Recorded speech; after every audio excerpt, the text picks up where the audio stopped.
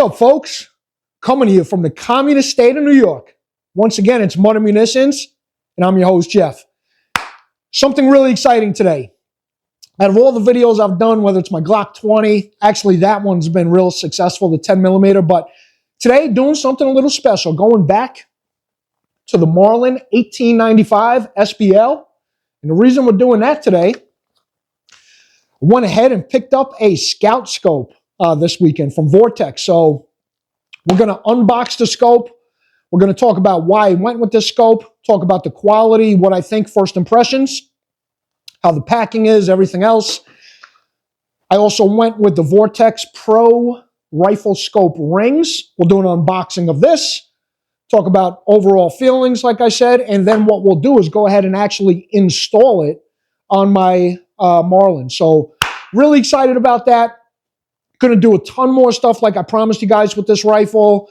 We do got a ton, and I'll discuss it later, but I did want to bring up really quick. I am excited. Just found out I got a press pass to the Great American Outdoor Show in Pennsylvania, February 3rd. So I'm going to be out there interviewing vendors. Super cool. Learn about some of the new stuff maybe HK has coming out, H&K, SIG, Smith & Wesson. So really looking forward to that. And also got a big lineup of just future videos with you guys. Like I said, I'm going to do a lot more content. I got 2 new pistols coming in. I'll talk about that at the end of this. But real quick, I'm going to go ahead. I'm going to stop the video. I'm going to go ahead and put my Marlin on my vise. And let's just get into it. All right, folks. So let's talk about first what I chose. I chose the Vortex Crossfire 2 Scout Scope. Now, this is a forward-mounting rifle scope.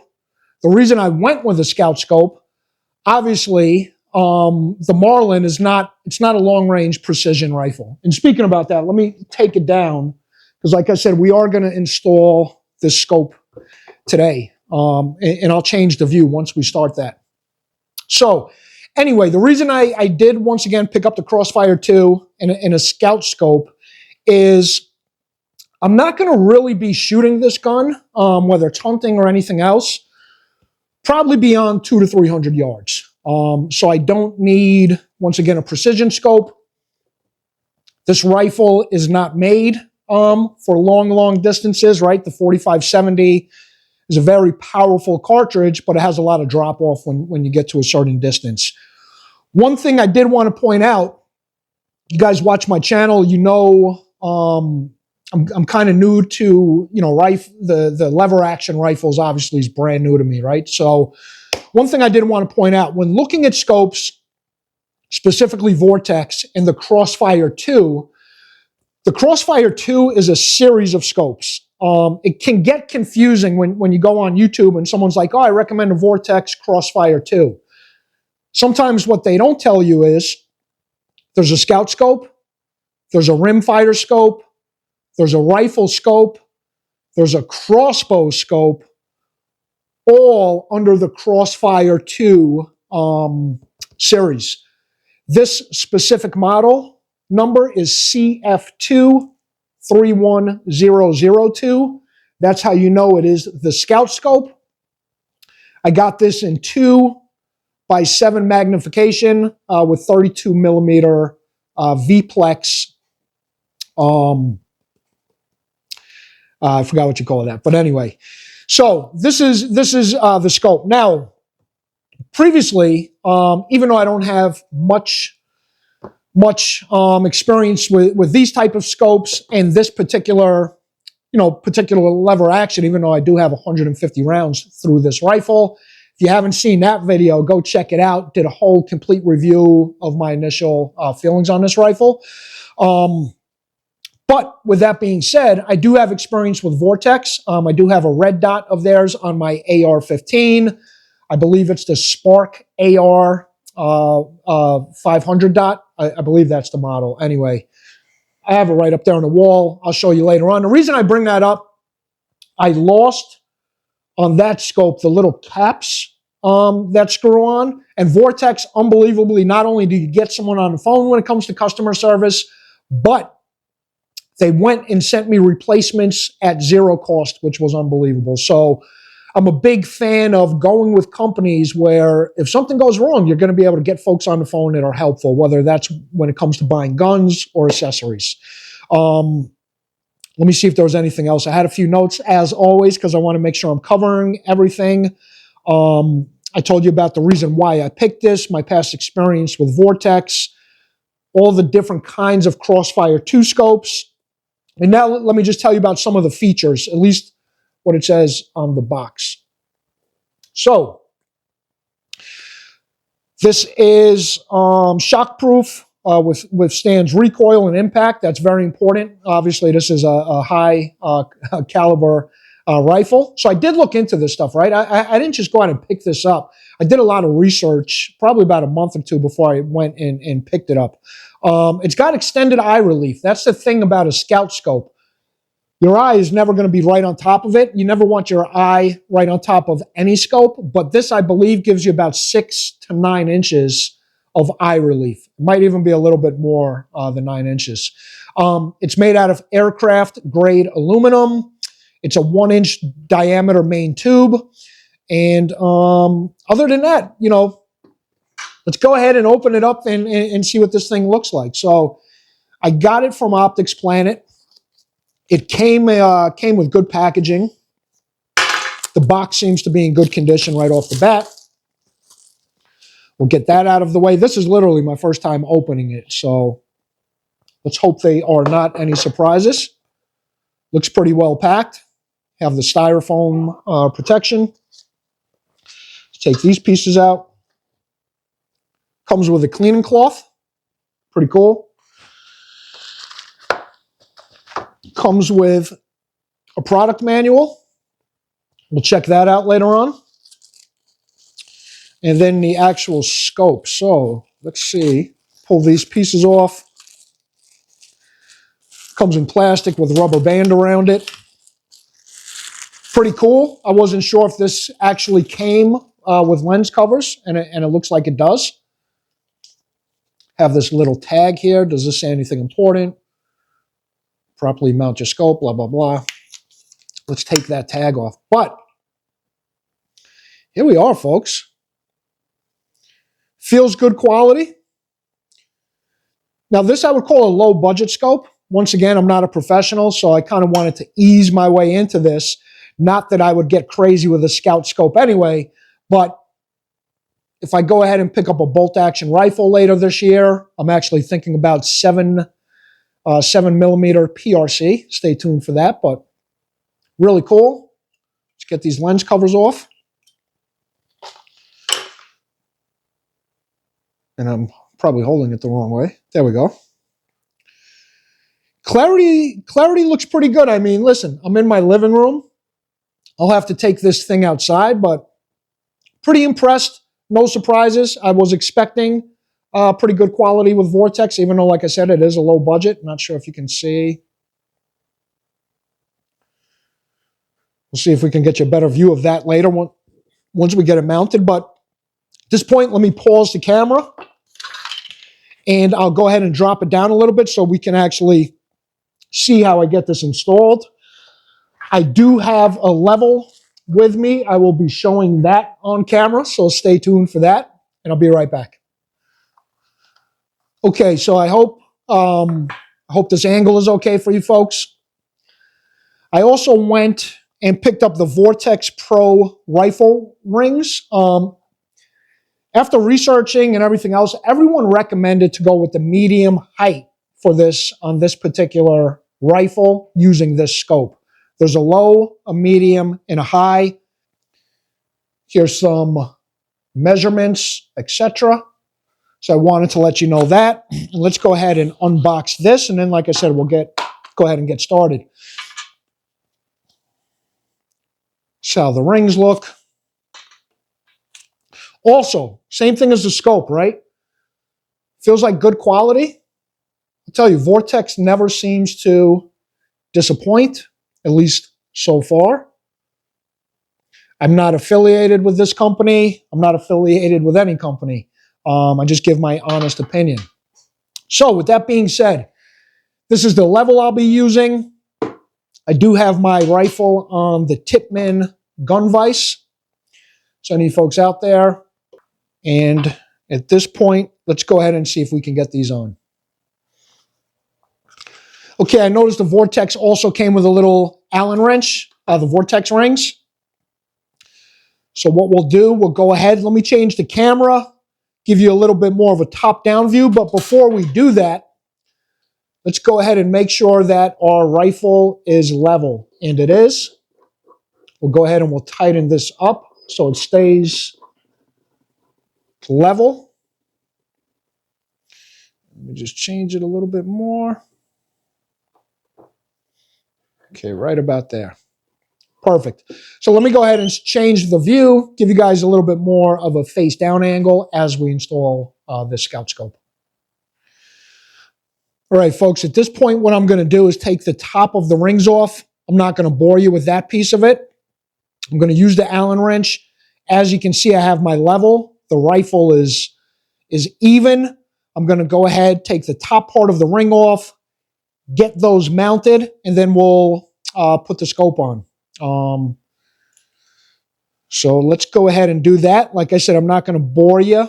I know that's going to take a few minutes. It's my first time. I don't want to rush it 100%, but hang in tight. Be right back. Okay, so before I put the bottom of those rings on the scope, you do want to bring up the rifle and get a sense of where you're going to put the scope first. Get that sense of eye relief. So that's what I'm doing now. Can't really see that on camera, but that's what I'm doing now. Once again, this scope has about 6 to 9 inches of eye relief. So I'm going to go ahead and see. I think I have a general sense of where I want to put these rings. I'm going to keep the place marked with my thumb. I'm going to reset the rifle on my vise. Make sure it's even, which it is. Tighten these up a little bit just so it doesn't move. And what I did is I put it right here, the first one. So let me go ahead, unscrew this little portion so we can go ahead and clamp that on. Hold on one moment. All right, folks. So I have the bottom pieces on. I did not tighten them yet. I just want to once again check this. Before I do anything, I will make sure, first, like I said, you want to make sure your rifle is level, but then you want to also put the level on the turret and make sure that it's level from there as well. So before I tighten this, and now once again, I'm just going to put the tops on really quick. While I do this, I'll leave this part of the video on, I guess while I tighten these down a bit. And, you guys let me know what you think. So far, the quality's been really good with the screws. Like I said, the fact that it comes with a little Allen key to clean these. I am really looking forward. As you folks know, I really, really love this rifle. What's not to love about it? These lever action rifles, I'll tell you, it's just something about it that's so classy, which is awesome. While I do this, I'll talk about some of the other content that I have coming, which I'm really excited about. So in New York, as you folks know, unfortunately, we can't just go into a gun store and buy a gun. We have to purchase it. We have to have our licenses amended. And then we have to wait about a month to go and pick it up. So anyway, right before the holiday, I went out, treated myself to a IWI Jericho 941, 9mm, all steel frame. Should be picking that up hopefully this week, probably by the end of the week, if not early next week. And then, this might be a surprise to some of you folks. I know, between the 45-70, the 10mm, my 12 gauge, you guys know I like recoil, but I went in a different direction because there was a rebate, and my girlfriend also got me a gift certificate to the local gun store. Go figure, right? But I went ahead and I got a Beretta Tomcat 30-32 in 32 ACP. I'm going to be doing some cool stuff with that. I got some really cool plans with that pistol. I'm not going to get too deep into it as of yet. Going going to talk about possibly wearing that on my ankle with an ankle holster. But anyway, I tightened those screws down a little bit. I didn't want to do it all the way. Once again, want to just double check the eye relief. Wow, looks pretty good. I believe that the crosshairs are lined up. You always want to make sure also that not only is it level, but everything lines up perfectly. Let's just go ahead and twist it a tiny bit.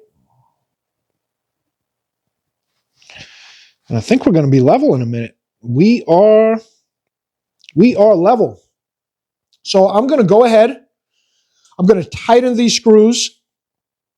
You know, this was very easy. You know, Vortex makes a great product once again. It's inexpensive, at least for this scope. I will, in 1 second, when I tighten it, we'll look at some of the magnification. Once again, this is 2:7 magnification. The crosshairs are a V-plex.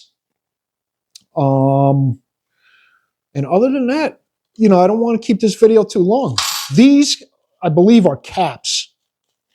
And these come right on and off. Yes, correct. So these are caps.